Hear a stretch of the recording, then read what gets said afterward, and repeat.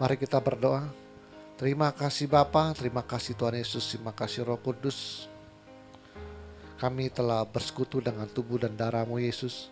Sebentar kami akan mendengarkan sebagian daripada kebenaran firman-Mu ya Bapa.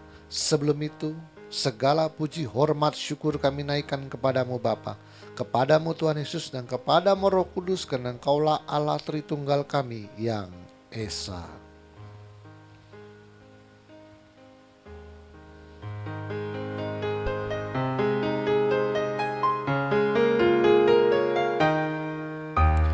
Hormat bagi Allah Bapa, hormat bagi anaknya, hormat bagi Roh penghibur ketiganya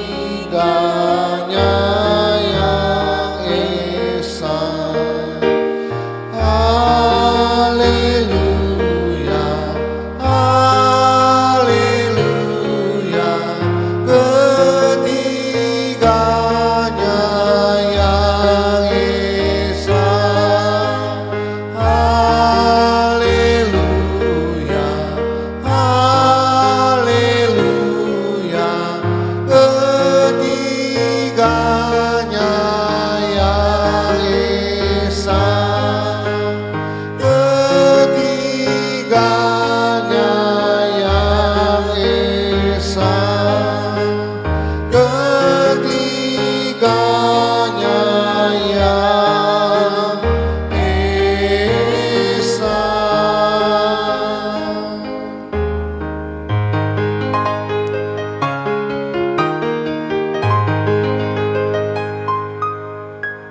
Berikanlah kami pengetahuan, pengertian, dan akal budi-Mu ya Tuhan, supaya kami menjadi orang bijaksana dan rendah hati seperti diri-Mu. Urapi hamba-Mu pada saat ini ya Bapa, Kau menjamal ya bibir hamba-Mu Roh Kudus, supaya apa yang hamba perkatakan menjadi kebenaran-Mu yang sempurna di akhir zaman ya Tuhan. Sembunyikan hamba-Mu di balik salib-Mu, biarlah Engkau semakin besar dan hamba-Mu semakin kecil. Persiapkan hati kami, baik tanah yang subur di dalam hati kami, supaya firman-Mu yang beruntuk logos tulisan mati menjadi rima dalam kehidupan kami. Terima kasih Bapa, terima kasih Tuhan Yesus, terima kasih Roh Kudus. Di dalam nama Tuhan Yesus kami telah berdoa dan mengucap syukur. Haleluya, kita yang percaya katakan amin. Mari kita ucap salam kita. 1, 2, 3. Salutem en Christo en dunameon energemata. Salam dalam Kristus dalam kuasa mukjizatnya. Amin. Silakan duduk. Shalom semuanya.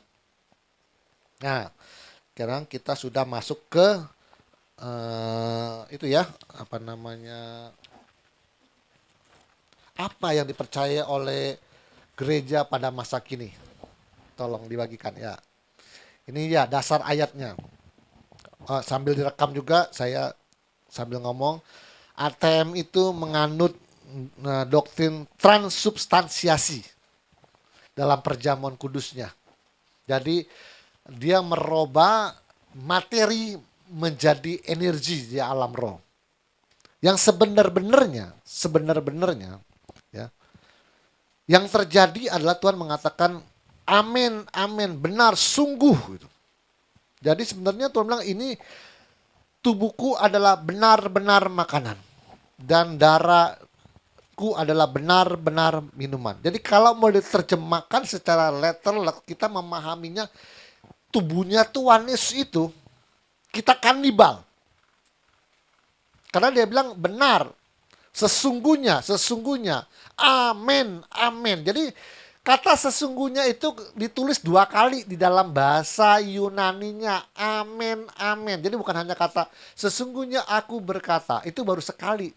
Dia harusnya amin, amin kalau dalam bahasa Yunaninya. Jadi 2 kali sesungguhnya begitu. Benar, benar. Terjadilah demikian. Jadi harusnya 2 kali dia. Di bahasa Yunaninya 2 kali ditulis. Amin, amin. Jadi sesungguhnya begitu. Aku berkata kepadamu. Tubuhku adalah benar-benar makanan. dan darahku benar-benar minuman. Jadi kalau mau diterjemahkan secara bahasa, itu tidak bisa ditolak lagi bahwa Tuhan Yesus bilang amin, amin 2 kali. Terjadilah demikian, nggak bisa rombak lagi. Jadi yang benar-benar kalau kita ketemu Tuhan Yesus, yang benar adalah kita potong dia, kita masak dan kita kanibal dia. Itu yang benar. Tapi nggak, pengertiannya nggak sampai di situ. Tapi Yesus berkata, dia ambil roti, inilah tubuhku yang dipecahkan bagimu.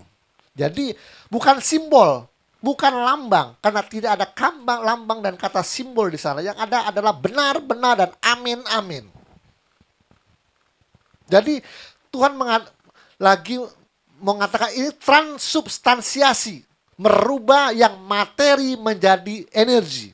Cara kerjanya gimana? Ngeri ya. Cara kerjanya adalah kalau Anda pernah belajar ilmu perdukungan, ilmu santet, bagaimana seorang dukun memasukkan jarum di dalam perut orang. Bagaimana seorang dukun memasukkan silet di dalam perut orang. Gimana caranya seorang dukun memasukkan beling-beling di dalam perut orang lagi nyantet. Gimana caranya? Oh, beling dimasukin kira-kira berdarah nggak kalau secara alam nyata? Iya, silet masukin dalam perut. Masukin dalam mulut, apa nggak berdarah semua? Ternyata waktu dimasukin tidak berdarah.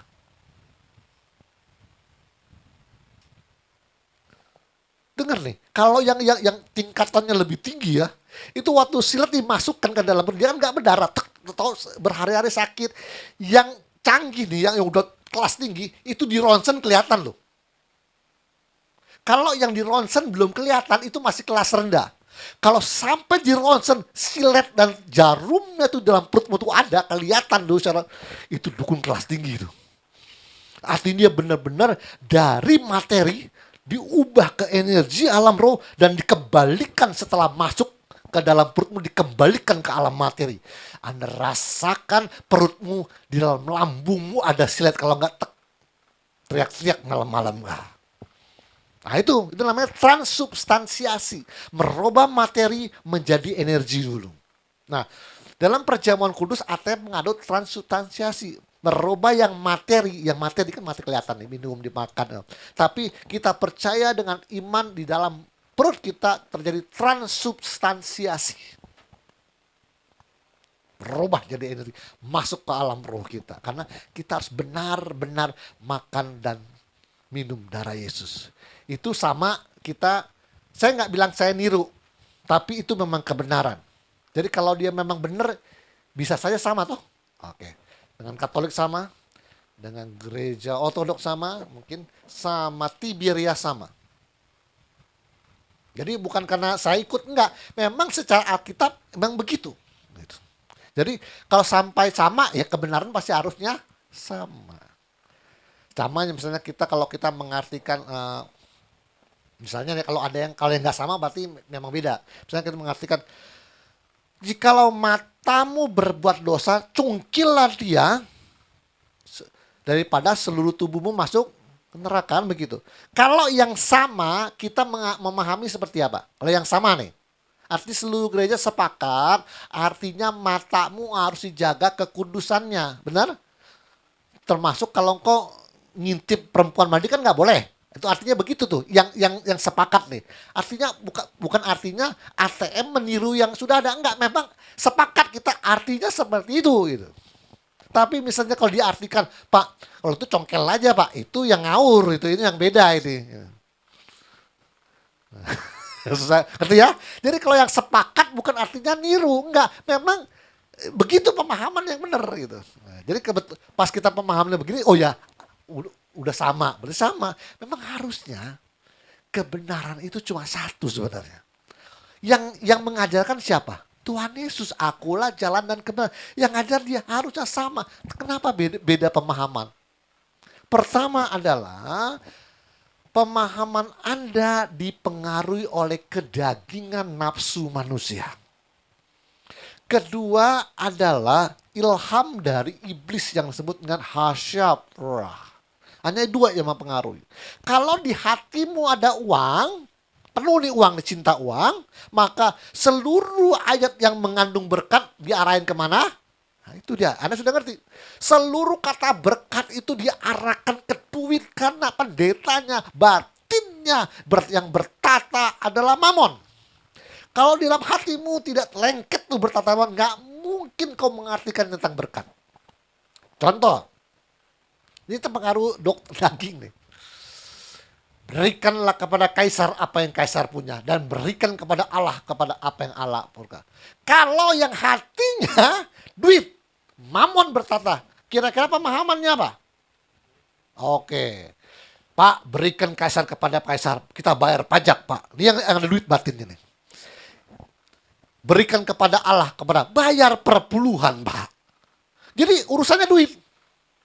Karena yang khotbah duit semua, mamon, nggak bisa bohong.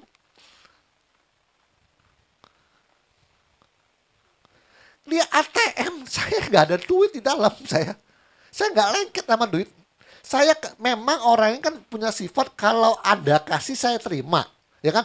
Anda kasih saya terima, Anda nggak kasih saya juga nggak minta. Saya ada jaga hak namanya supaya wibawa saya, martabat saya tidak direndahkan orang. Kalau orang nggak kasih saya juga nggak mau minta, nggak mau ngemis juga. Itu merendahkan martabat saya. Tapi maksud saya, kalau ada peluang suatu usaha bisnis tuh di depan saya, dan saya tahu kalau saya kerjakan itu bisa menghasilkan uang dan itu bisa saya ambil semua 100%, saya secepat lebih gesit daripada ular. Nah, saya ngomong blokos itu. Oh, di depan mata. Ini saya kerjain nih 100% saya miliki nih. Saya nggak bagi sama orang nih. Saya kerja sendiri, saya dapat 100%. Saya bisa lebih cepat daripada ular. Kok kayaknya Pak, serakah bener Pak, secepat itu Pak. Iya. Tapi di satu sisi, kalau saya lihat itu diambil orang, rezekinya orang, dia mau ambil, saya juga nggak nangis-nangis. Capek tuh orangnya, padahal udah saya kerjain, dia ngambil. Saya enggak, saya lepas. Karena saya batinnya keadaannya tidak terikat oleh apapun. Keadaan kondisi batin seseorang itu yang menentukan kesucian itu. Anda mau ambil, saya enggak. Kurang ajar dia bilang. Saya udah kerjaan apa-apa, dia ngambil rezeki bagi dua lagi. Itu kelihatan Anda terikat. Kalau orang terikat itu timbul namanya apa? Penderitaan. Banyak menggenggam akan timbul penderitaan. Banyak melepas akan timbul kebahagiaan. Jadi saya harus menjaga keadaan batin saya supaya tidak timbul penderitaan. Jadi apapun saya bisa lepaskan segala sesuatu kecuali Tuhan. Itu baru. Nah, kembali lagi kepada berikan kaisar kepada kaisar dan berikan Allah. Yang penuh uang batinnya, dia akan mengarahkan bayar pajak kepada pemerintah. Jangan lupa janji iman, perpuluhan, dan persembahan sulung kepada Allah. Karena itu bagian Allah. Karena berikan kepada Allah juga. Itu batinnya penuh dengan uang itu. Saya kok enggak? Salah pemahamannya. Berikan apa yang kaisar dan apa yang master. Tuhan Yesus pernah tanya, ada gambar dan lambang siapa di dalam koin ini? Jawabnya apa? Lambang dan kepunyaan kaisar. Berikan kepada kaisar apa yang kaisar punya. Kan sudah dibilang, tanya dulu. Ada gambar apa nih simbolnya? Ada gambarnya kaisar. Kalau kita nih kayak uang Soekarno itu ada gambar kaisarnya siapa? Soekarno-Hatta ya, itu kaisar kita. Nah, rajanya kita itu. Pencetus daripada proklamasi. Jadi harus balikan kepada Soekarno, negara. Karena itu pencetus proklamasi. Nah, untuk yang berikan kepada Allah juga harus dicari ada lambang tanda apa bahwa itu milik Allah. Dicari dulu apa sih yang bisa kita berikan kepada Allah, yang oknum itu, benda itu yang harus ada tanda, simbol, apapun lah pokoknya yang ada gambar-gambarnya tentang Allah. Dicari dulu. Akhirnya kita menemukan engkau telah dimateraikan. Benar? Sebagai tanda engkau milik Allah. Yang ada materainya, cap stempel, Roh Kudus. Siapa? Hanya satu. Diri kita.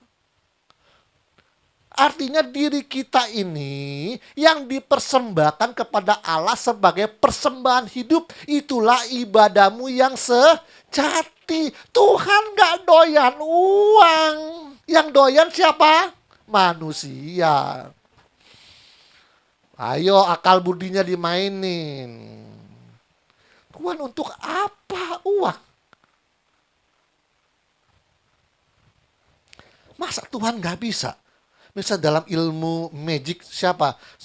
Film sihir itu apa namanya? Harry Potter. Harry Potter dengan tongkatnya, cing, bisa timbul ikan gurame goreng. Lu sangka Tuhan nggak bisa? Dijentik ini nih. Keluar tuh gurame saus padang. Kalau Harry Potter bisa main sihir, apa Tuhan nggak bisa? Kan segala kegoiban, segala supranatural, segala sesuatu yang tidak masuk akal berasal dari siapa? Tuhan.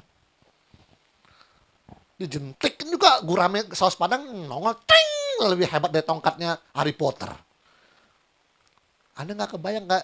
Kalau kita nggak percaya kesaktian Tuhan, gimana Anda mau rema hobistis lu aja nggak percaya kesaktiannya Tuhan? Oke, itu sedikit. Oke, sekarang kembali sini.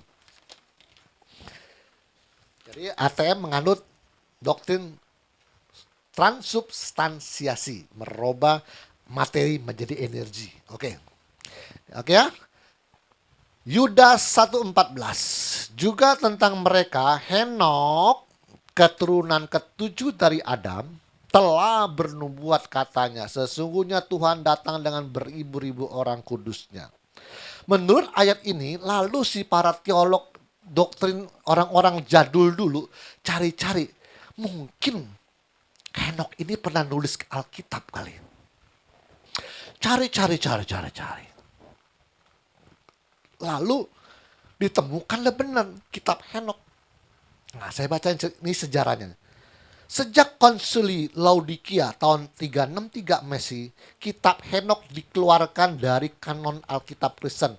Dan sekarang ini kitab Henok hanya diterima sebagai kitab suci oleh gereja Kristen Ortodok Ethiopia, Ortodok Eritrea, dan Beta Israel. Jadi ada 3 yang menerima itu.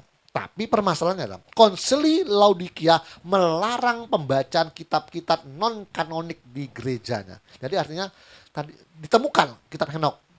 Jadi kita 66 kan? Ada 6 kan 67 nih, dikeluarin. Yang satu nih, yang nggak boleh, cuma ada 66. Nggak sepakat. Waktu dia konsili itu ke meeting, bapak-bapak gereja, ada yang ini nggak bener nih, keluarin. Oke.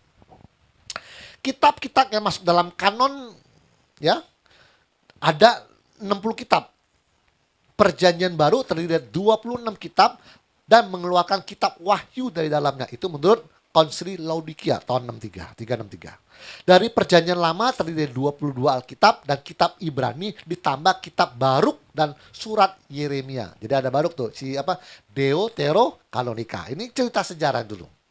Dalam konsili Laodikia inilah otoritas gereja Roma, tuh Roma ya, gereja Roma, mengibliskan kitab Henok dengan menyatakannya sebagai bidat, sesat, dan menyebabkan musnahnya kitab ini dari peredaran. Jadi menurut Katolik itu sesat nih Alkitab ini. Di luar Ethiopia, teks-teks kitab Henok dianggap telah hilang karena pemusnahan dan pembakaran selama ribuan tahun oleh otoritas gereja Vatikan sejak konsili Laodikia tahun 63. Dimusnahkan sama Katolik. Sesat. Tapi sisa-sisanya ketemu gitu. Hingga pada permulaan abad ke-17 dinyatakan secara tegas bahwa kitab itu ditemukan tuh di Ethiopia dalam terjemahan bahasa GS.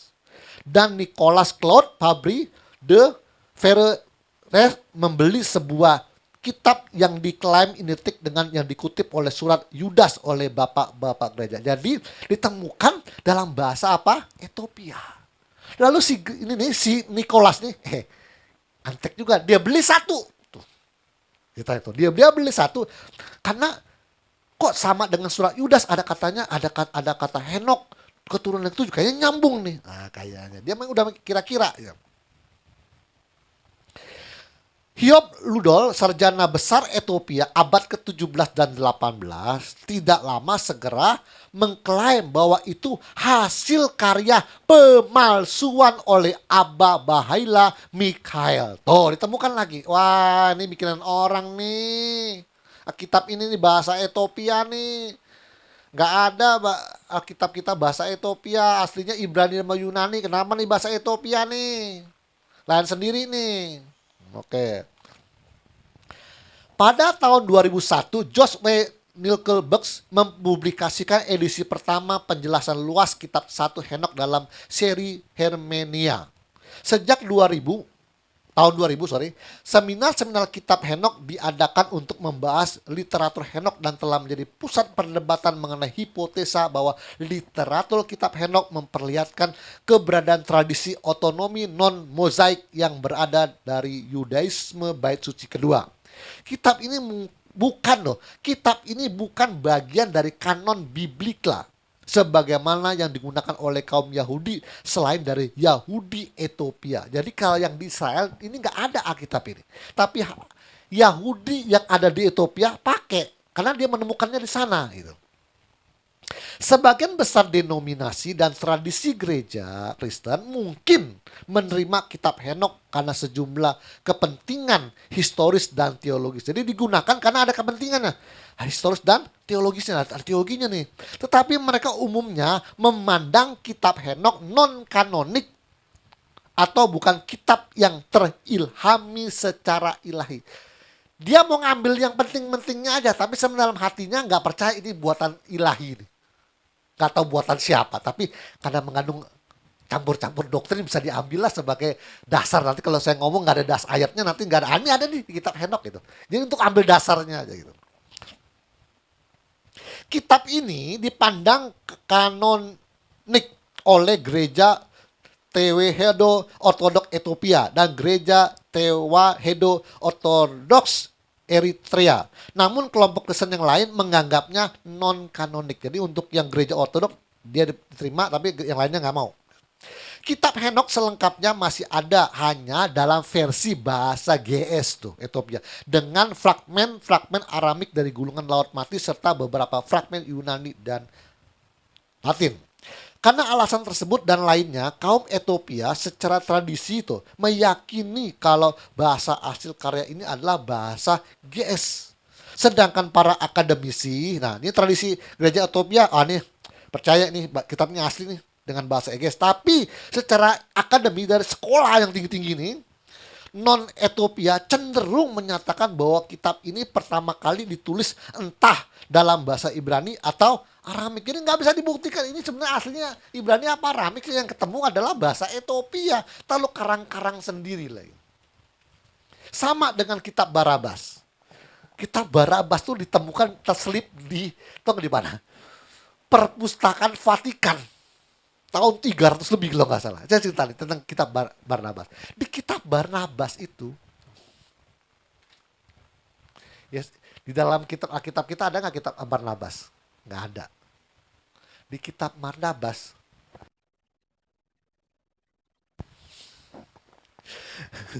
ditemukan terselip di perpustakaannya Vatikan. Orang nemuin itu. Nah, ini ada di nubuatnya. Dicek ini tiba-tiba ada nongol di pustakaan, siapa yang naruh diem-diem nih malam-malam nih, dicek punya, akhirnya ketemu seorang bernama Mustafa de Andre. Iseng-iseng dia tulis sendiri, dia nyelinap ke perpustakaan, buru-buru selipin, dia keluar langsung. Ngerti? Jadi sekarang Kristen menyatakan namanya kitab palsu Barnabas karena Barnabas tidak pernah tulis kitab. Nah, jadi hati-hati nih yang begini-begini. Anda ngerti? Sedikit-sedikit saya agak singgung dikit supaya ada tambah pengetahuan. Jadi di kitab palsu Barnabas ada nubuatnya. Yang satu itulah ya. Itu dipakai oleh orang. Oke. Kita Kristen nggak pakai. Saya ada kan kitab palsu, kitab Barnabas ada dirubah. Ada. Oke. Jadi, nah ada lagi, Efraim Ishak mengemukakan bahwa kitab Henok sama seperti kitab Daniel. Sebagian disusun dalam bahasa Aram dan sebagian lagi dalam bahasa Ibrani. Kata dia, sejauh yang diketahui tidak ada versi Ibrani yang terlestarikan. Jadi Efraim Ishak hanya berasumsi tanpa bisa membukti. Kayaknya ini bahasa aslinya Ibrani dan Yunani. Tapi permasalahan lu ngomong doang nggak bisa membuktikannya. Karena yang ditemukan hanya dalam bahasa Ethiopia. Kapan-kapan murid Rasul Paulus sama belajar bahasa Ethiopia ya? Jadi permasalahan. Kapan-kapan nabi-nabi kita Musa pernah ke Ethiopia gitu. Di dalam sejarahnya Alkitab, Salomo pernah ke Ethiopia nggak? Belum pernah juga. Yang datang ke Ethiopia siapa? Ke Israel. Ratu Sheba. Tapi Salomo belum pernah pergi ke sana. Yang pernah bolak-balik adalah anaknya. Hasil making love Salomo dan Ratu Sheba. Harus ngerti nih, Kidung Agung itu ditujukan untuk Putri Sulamit. Putri Sulamit adalah nama lain daripada Ratu Sheba. Harus ngerti, Kidung Agung itu dibikin untuk Ratu Sheba. Dari semua istri yang dia cintai yang 700 dan 300, yang paling dicintai oleh Salomo adalah Ratu Sheba. Ya, 300 istri, 700 istri apa 300 gudik ya? Apa terbalik saya lupa. Oke. Ya. Jadi yang dari semua itu yang paling dia cintai adalah Ratu Sheba atau Putri Sulamit. Dia punya anak. Ntar kapan ceritanya? Dia punya anak nih. Punya anak dengan Ratu Sheba. Pak, dari mana Bapak bisa memastikan bahwa Salomo sama Ratu Sheba itu making love, punya anak? Ada ayatnya saya kasih tahu. Cuma terselip, hampir kalau orang baca itu nggak nggak nge lah bahasa, nggak nge. Tahu nggak nanti setelah umur kurang lebih 12 tahun kan Ratu Sheba kan pulang setelah terkagum-kagum dengan Salomo nih, nggak pulang dia. Sampai pulang 90 hari dia hamil sono. Setelah umur anak ke 12 tahun apa 15 tahun, anaknya nanya, Anda bisa baca cerita ini di Encyclopedia Africana. Kan ada ensiklopedia Americana, ada ya, ensiklopedia itu. Anda cari ensiklopedia Africana, yang Afrika punya. Itu ada ceritanya. Jadi, umur 12-13 tahun, anaknya nanya, "Mah, bapakku ini sopo?" Nah, mama kan ratu raja di Ethiopia nih. Masalah mama bunting itu bapakku ini sopo ya. Namanya cekaceng gitu tuh sih, tuh. Bapak lu tuh yang sono yang Yerusalem tuh. Si Shalom, bener. Aku mau kunjungan sana nemu bapakku deh. Ya oke lah. Jadi itu di ensiklopedia dikasih, oke. Semua pedati, semua kuda siapin. Anak mau nemuin bapaknya. Berangkat dia. Nemuin Salomo. Nah, ngobrol sama, wah Salomo seneng. Tanpa sengaja Salomo mau masuk ke bait suci ngajak anaknya ini yang hasil dari Sheba. Anaknya ngelihat itu tabut perjanjian yang dibuat itu. Seneng anaknya. Bapak, aku mau bawa pulang untuk mama katanya. Aku mau bawa pulang untuk mama. Tahu nggak lambangnya tabut perjanjian yang dipikul kayak lambang Tiberias itu ya. Tabut perjanjian yang malaikat 2 biji begini ya. Bagus. Oleh-oleh untuk mama. Bawa pulang ke Ethiopia. Nggak boleh kata-kata. Nggak boleh, itu untuk Tuhan. Orang udah lagi persiapan pembangunan bait suci kok ya kan Daud yang mempersiapkan, tapi kan yang bangun Salomo kan. Nggak boleh, itu punya Tuhan. Papa udah siapin itu ukiran khusus itu dibikin oleh ahli-ahli tukang emas, nggak boleh itu. Aku mau untuk mama. Anaknya bilang gitu didiem aja. Nah, waktu mau pulang, malamnya malamnya, enggak, belum. Tapi Bapak bilang gini aja, kalau untuk Mama Ratu Sheba, mama kamu, ya, aku bikinin lagi, kata Salomo. Aku bikinin lagi ya, bikin persis pokoknya. Oh, ya, dibikin, anaknya bilang, oke lah, dibikin. Hanya diperintah semua, bikin persis sama. Jadi dong, nunggu berapa hari lah di Salomo, di kerajaan Yerusalem. Dasar anak bandel. Anak bandel anak ini. Besoknya pulang, malamnya itu, dia masuk ke bait suci itu. Dia tuker dong. yang buatan yang pertama itu dia tuker sama yang buatan bapaknya yang nomor KW ini. Dia tuker malam-malam. Dia ambil, dinaikin ke roda pedatnya, ditutupin pakai, biasa kalau bawa tabung belanja kan tutupin kan ya, ditutupin pakai kain lah, bertutupin. Oke, Papa, aku mau pulang nih ke Mama. Udah dibawa kemarin yang Papa bikin, yang tabut perjanjian. Udah, tuh di atas kuda, roda, wakilah, salam. Matur nuwun Papa ya, ya Mama. Anak kecengesan. Sebenarnya curiga Salomo ini. Oke Papa, dadah, kata anaknya. Pulang tuh ke Ethiopia menemuin Royong. Itulah kenapa tabut perjanjian ditemukan di Ethiopia 7 tingkat di bawah tanah. Artinya yang tahun 70 yang dibakar oleh Jenderal Titus itu barang KW. Jadi gimana? Artinya pembangunan bait suci dengan lembu merah itu tabut perjanjiannya adalah asli buatan Salomo yang siap dikirim ke Yerusalem dari Ethiopia.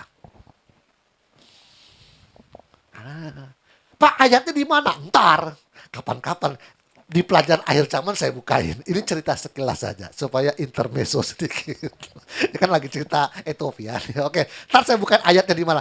Ada ayatnya, cuma enggak nge. Itu aja udah oke. Oke. Sekarang lihat Henok pasal 7. Berapa menit, Bu? Saya mau cerita Henok aja nih. Oke, cerita Henok aja ya. Henok pasal 7, saya buka nih. Saya copas di Henok pasal 7. Henok pasal 7, 1 sampai 15. Pada masa itu, setelah anak-anak manusia bertambah banyak, lahirlah anak-anak perempuan yang cantik dan anggun bagi mereka. Ayat 2, dan ketika para malaikat, anak-anak surga, melihat mereka, mereka terpikat kepada mereka dan berkata satu sama lain, marilah kita memilih istri bagi diri kita sendiri dari keturunan manusia. Marilah kita memperanakan anak-anak. Ayat 3, kemudian pemimpin mereka, Zamyaza, berkata kepada mereka, saya khawatir kalian mungkin tidak bersedia melakukan usaha ini. Pasal 4, ayat 4, dan hanya aku seorang yang akan menderita karena kejahatan yang begitu berat ini. Ayat 5, tetapi mereka menjawabnya dan berkata, kami semua bersumpah. Ayat 6, dan kami mengikat diri kami dengan sumpah serapa bersama agar kami tidak mengubah niat kami, tetapi melaksanakan rencana yang telah kami tetapkan. Tidak berubah. Oke, kita kawinin anak-anak manusia, kata malaikat-malaikat yang di langit tingkat 2. Ya. Nah, mereka jadi dia menciptakan kayak pasukan malaikatnya ada di bawah Lucifer tuh ada malaikat namanya Samyaza ya. Itu terserah lah mau pakai nama, kalau di Indonesia namanya Nyi Roro Kidul ya boleh juga, terserah lah. Setelah lihat ini kan versinya Ethiopia, lebihan aja. Terus ayat 7. Lalu mereka bersumpah bersama-sama dan semuanya mengikat diri dengan sumpah serapa bersama. Cuma mereka seluruhnya 200 orang yang turun ke Ardis yang merupakan puncak gunung Armon. Ayat 8, karena gunung itu disebut Armon sebab mereka bersumpah di atasnya dan mengikat diri mereka dengan sumpah serapa. Ayat 9, inilah nama pemimpinnya. Mereka Samyaza yang adalah pemimpin mereka, Urakabarameel, Akibeel, Tamiel, Ramuel, Daniel, Askiel, Saraknyal, Asael, Armes, Batral, Anane, Zafebe, Zamsafe, Ertael, Turiel, Yom Yael, Arajael. Inilah para perfect dari 200 malaikat dan sisanya semuanya bersama-sama mereka. Pasal ayat 7, ayat 10.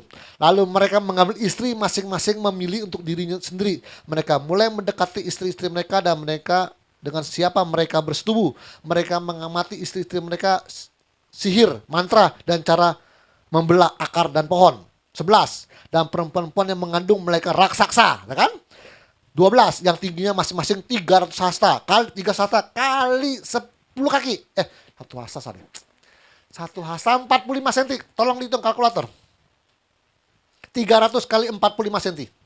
Mereka menghasilkan semua hasil jeri manusia yang mengecewakan sampai tidak mungkin lagi memberi mereka makan. Oh, saking banyaknya. Oke. 300 kali 45 berapa? Hah? 13.500 bagi 100 cm. Kita hitung sentinya berapa? Hah? 135. Hah? 100 ya, 135. Itu raksasa yang menurut kitab Henok. Pohon kelapa lewat, berarti kemarin saya berarti berdisi saya pohon kelapa lewat berarti ya. Anda, oke, ntar saya bahas lagi. Oke, ayat 13 dulu. Ketika mereka kembali melawan manusia tuh, ketika mereka kembali melawan manusia untuk meningkatkan mereka, 14, dan mereka mulai melukai burung-burung, binatang buas, reptil, dan ikan-ikan, memakan daging mereka satu demi satu dan meminum darah mereka. Wah, kanibal nih, jadi marah nih. Malaikat-malaikat ngamuk nih, makan binatang-binatang, kanibal. 15. Kemudian bumi menegur orang-orang yang tidak benar. Manusia purba hanya 3 meter 10, 3 meter. Bagaimana raksasa bisa 135 meter?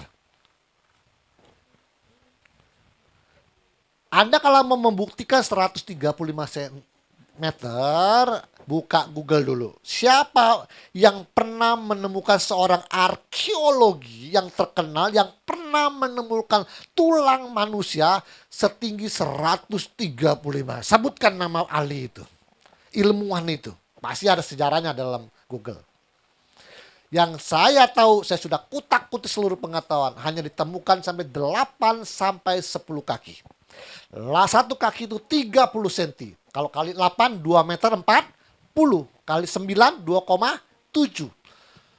Kali 10, kali 3 meter, 3 meter. Goliat 6 hasta sejengkal. 6 kali 45 berapa? 6 kali 45. 6 hasta sejengkal. 6 kali 45 berapa?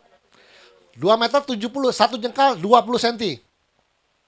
Jadi 2 meter 90. Tapi ada juga yang bilang sejengkal itu 30 cm. Oke, ukuran bule. Indonesia enggak? Oh ya, oke lah. Anggap 30. Berarti totalnya berapa? 2,7 tambah 30 berapa? 3. Mana ada setinggi pohon kelapa. Kalau misalnya 3 meter 10 masih oke lah. Itu yang paling gede kan Pithecanthropus paleojavanicus, itu yang paling tinggi raksasa Jawa. Anggaplah 3 meter 10 lah. Tapi nggak sampai 135. Pohon kelapa aja nggak nyampe. Nah, ini saya dengan pakai ilmu pengetahuan. Oke, ini ceritanya nih. Nah, cerita ini dikaitkan karena ada unsur teologisnya. Di mana unsur teologisnya? Yang tadi tuh. Oke, Alkitab sebentar ya.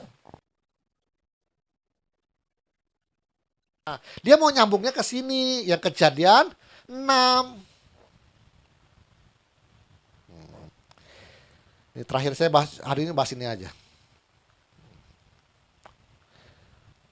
Kejadian 6, dia mau sambung kadang kan mengandung teologis, ya kan? Nah, dia mau ke sini nih. Kejadian 6.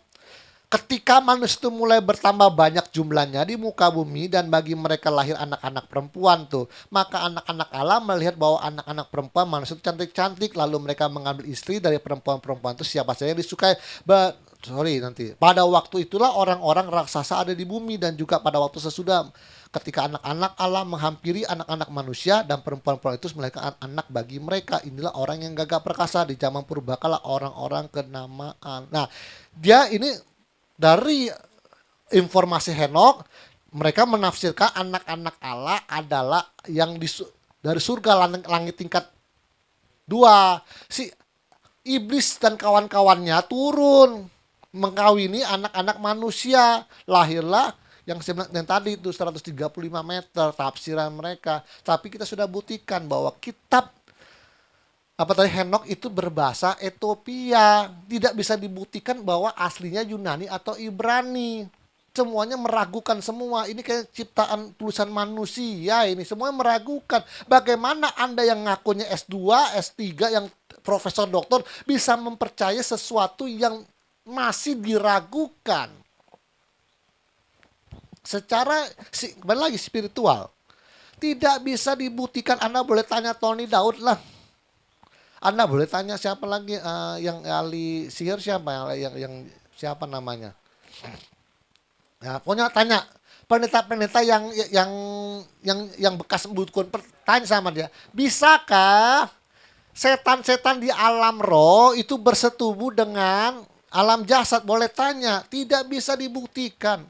Kalau ngutak-ngutik bisa. DNA-nya dirusak karena kutukan Gunung Kawi karena kamu pesugihan. Si anak lahirnya gini, air ludahnya keluar. Bisa saja. Keluar mukanya kayak genderuwo, ya bisa aja DNA-nya dikutak-kutik, ya enggak? Nah, nama DNA dikutak-kutik, bulu yang tumbuhnya di rambut bisa tumbuh di sini nanti. DNA itu kan, ini semua nih yang ngatur namanya DNA ya. Ya, ini ada sel yang ngatur. Kamu DNA itu ada kayak mesin di dalam ngatur sel. Kamu tumbuhnya di kepala namanya rambut. Kamu tumbuhnya jantung adanya di dalam. Itu yang ngatur di dalam DNA semuanya. Semua garis keturunanmu diatur oleh dia. Kalau DNA-nya kaku-takutik maka disebut dengan edit DNA. DNA bisa diedit. Saya udah khotbah ya. Bisa diedit. Itu kalau editnya salah bahaya juga. DNA itu kalau diedit itu bahaya juga. Saya sudah bilang, dia mau edit supaya tahan kanker. Iya, kalau tahan kanker, tahan TBC enggak? Sampai sekarang kan ilmuwan juga meragukan, bahaya ini. Kembali lagi yang saya ulang lagi. Kalau sudah diedit, tidak bisa dikembalikan lagi. Akhirnya keturunan orang editan ini terus edit terus di ke bawahnya. Nah, Anda coba-coba kawin sama keluarga ini. Ini turunan edit nih. Nggak bisa robah lagi.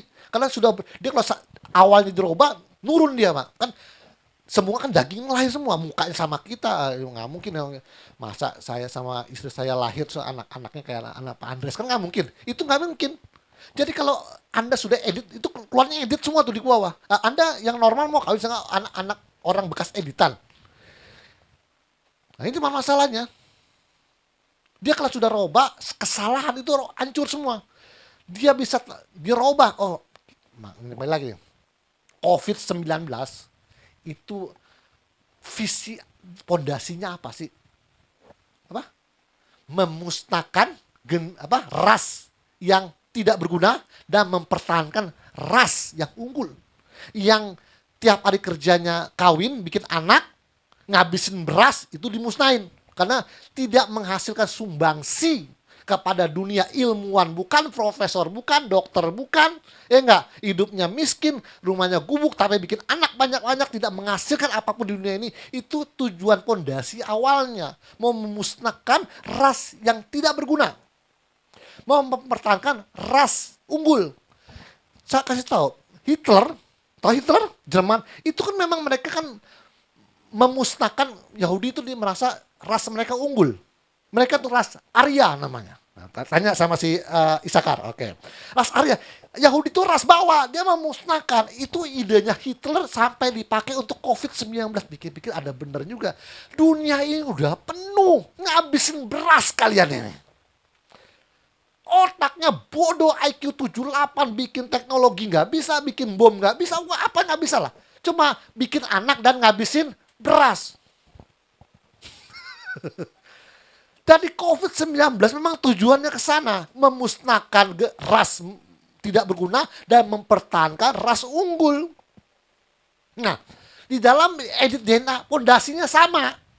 Mereka sedang mau menciptakan manusia unggul dengan mengedit DNA, cuma belum berani karena peraturan undang-undangnya ini bahaya. Saling kalau ngeditnya salah, rusak ke bawahnya, nggak bisa dikembalikan lagi. Dia bisa bikin anti kanker, nanti ada manusia nggak bisa kena kanker. Tapi pertanyaannya dia bilang, kalau dia kena TBC, dia kuat nggak? Karena dia pasti unggul satu, lemah di belakang. Nanti kena, dia tahan kanker payudara, dia tahan kanker darah enggak? Nah, dia ada satu sisi dia lemah. Kalau mau semuanya mau bagus, just edit semuanya. Darah diedit, ini semua edit. Tapi namanya manusia bisa hilaf nggak? Salah ngedit itu rusak ke bawah itu. Bukan ras unggul, ras cacat semua ntar keluar.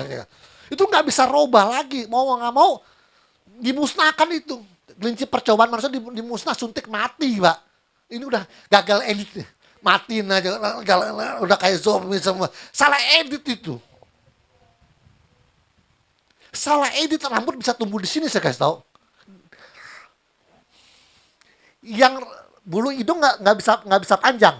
Kalau dipasang di sini rambutmu tipis. Kalau sampai sel rambut ini numbuh di sini bisa keluar ini nanti.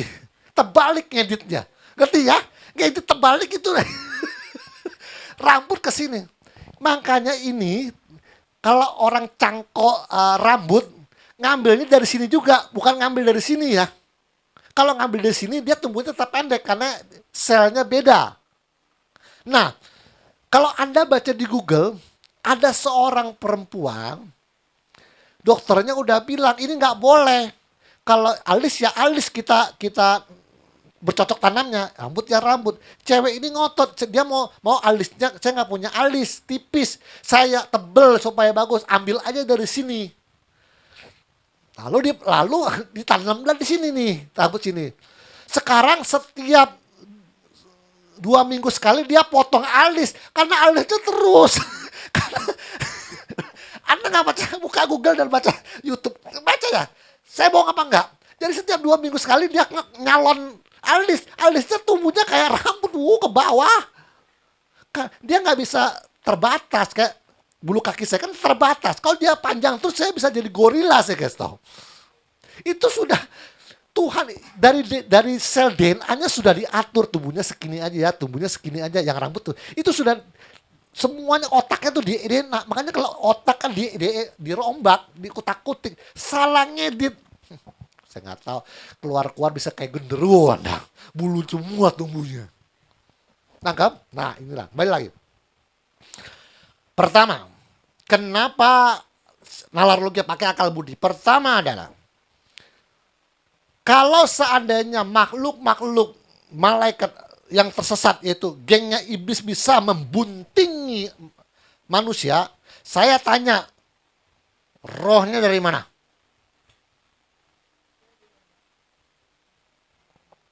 Setiap manusia keturunan kita sekarang nih, dia mengandung nesama. Nesamanya dari mana? Kalau daging bisa, jasad melahirkan jasad. Oke, anjing juga melahirkan anjing, ya maunya melahirkan jasad.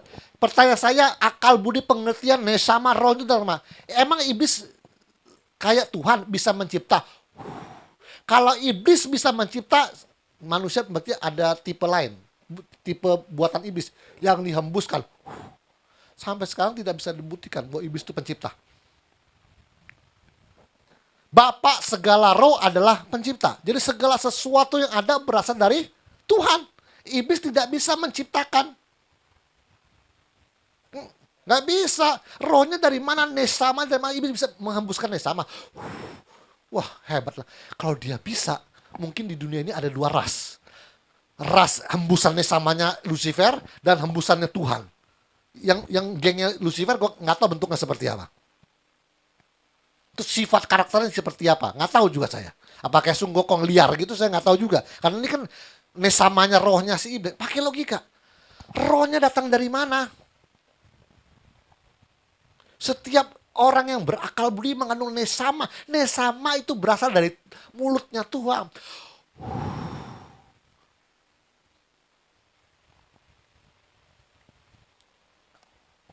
Dari mana rohnya orang itu bisa hidup? Pertama, itu logika.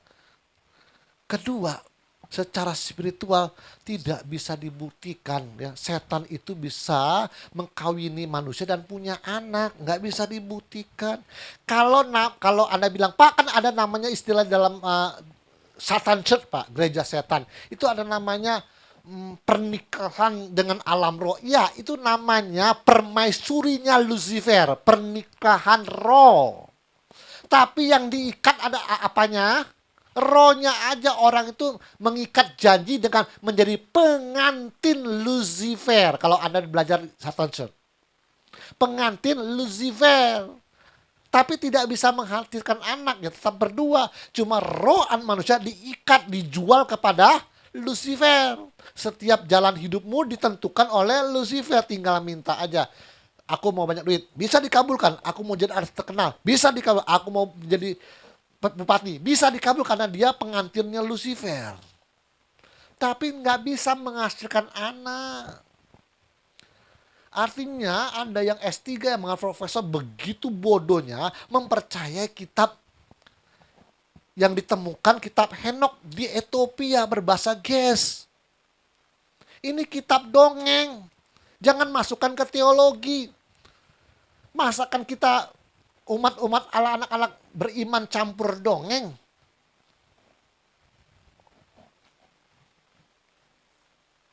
Kalau Anda misalnya ada namanya zaman dulu, sekarang nggak tahu masih ada apa. Zaman dulu tuh kalau ini ibu nggak punya, udah kawin, sekarang kan bisa nama bayi tabung. Nah, ini teknologinya bayi tabung. Kalau dulu bayi tabung nggak model gitu.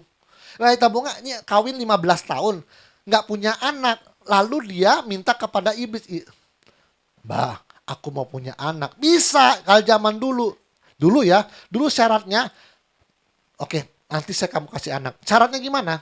Syaratnya ada perempuan tetangganya yang bunting di bawah 3 bulan. Kalau dulu, kalau bisa lebih tinggi saya nggak tahu juga ya. Jadi sebelum 3 bulan tuh anak masih berbelut janin. Dengan bantuan iblis itu bayi itu bisa dipindahkan ke engkau. Itu namanya bayi tabung zaman dulu. Itu namanya ilmu pujo. Memindahkan janin orang lain ke perutmu. Hanya kamu punya anak. Nggak tahu juga kalau udah gede bisa juga mungkin ada sekarang. Yang lu 8 bulan 9 udah gede gitu. Ya udah gede. Ya nggak tahu. Kan zaman begitu. Itu namanya bayi tabung zaman dulu. Mindahin jamin namanya ilmu pujo.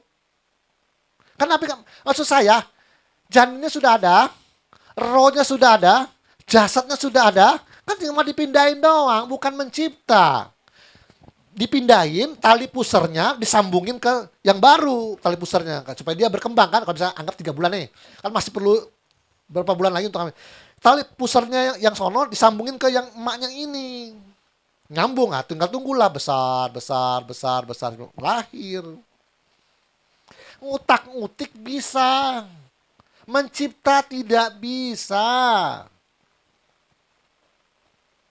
Karena Alkitab sudah bilang, lalu Tuhan menguduskan hari ke-7. Maka berhentilah dia dari segala pekerjaan yang telah diciptakannya. Artinya, kembali lagi, ATM kalau bikin mukjizat itu bukan sifatnya mencipta. Tapi seperti Tuhan Yesus membentuk nih. Nanti ATM kalau sudah sakti sifatnya tidak mencipta. Tapi membentuk. Kalau Anda nggak punya tangan, saya harus bentuk baru. Saya tumpang tangan dalam nama Yesus. Tangan tumbuh sempurna. Kenapa saya yakin? Karena saya mengalami sendiri. Saya dulu tangannya nih sebelah kiri lebih pendek begini. Tuh kalau di kiri. Tangannya begini nih kalau saya dulu. Didoakan nih disebut namanya Pendeta Ruyandi Huta Soid yang punya Partai Damai Sejahtera dulu. Saya didoakan, saya disuruh naik ke mimbar. Dia lihat nih bapak kita tangannya pendek sebelah sini sebelah ya berarti. Tangannya pendek sebelah dia bilang nih. Lihat ya, jemaat doanya jangan melek, lihat nih. Saya lihat sendiri, saya tangan ditunjuk begini.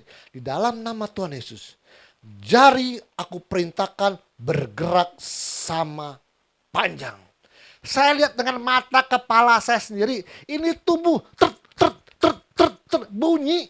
Saya merasakannya kayak gini bunyi. Bunyi begitu. Tek, tek, tek. Saya merasakan dalam nama Tuhan Yesus. Saya ketek. Dia naik nyusul yang sebelah kanan. Tuh, membentuk dia. Bahannya sudah ada, tinggal ditumbuhin. Nanti kita kan arahnya ke sana. Kalau yang nggak punya biji mata, saya harus cari bahan baku. Namanya apa? Tanah liat. Ya, bikin biji bola mata, masukin dalam nama Tuhan Yesus. Jadilah bola mata. Saya cari bahan baku, tidak mencipta. Remaho Pisces yang akan dimiliki oleh ATM berbentuk membentuk, tidak mencipta. Logika? Oke, sampai sini ya. Jadi saya bilang bahwa yang percaya bahwa setan iblis bisa menghamili manusia, Anda harus rubah doktrin teologi karena Anda tuh khayal benar. Tidak bisa dibuktikan oleh apapun. Oke? Tuhan Yesus memberkati dan mari kita berdoa. Terima kasih Bapa, terima kasih Tuhan Yesus, terima kasih Roh Kudus, hamba-Mu telah selesai. Kumpulkan kami minggu depan Tuhan dengan tubuh yang sehat.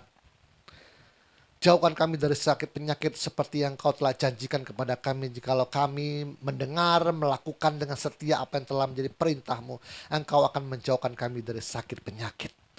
Terima kasih Bapa, terima kasih Tuhan Yesus, terima kasih Roh Kudus. Di dalam nama Tuhan Yesus kami telah berdoa dan mengucap syukur. Haleluya. Kita yang percaya katakan amin. Tuhan Yesus memberkati. علمني أن أفهم كل مقاصدك.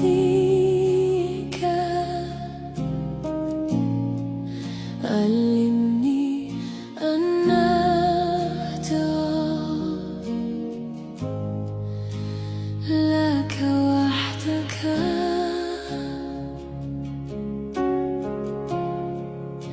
تكون طريقي دائما في نور كلماتك.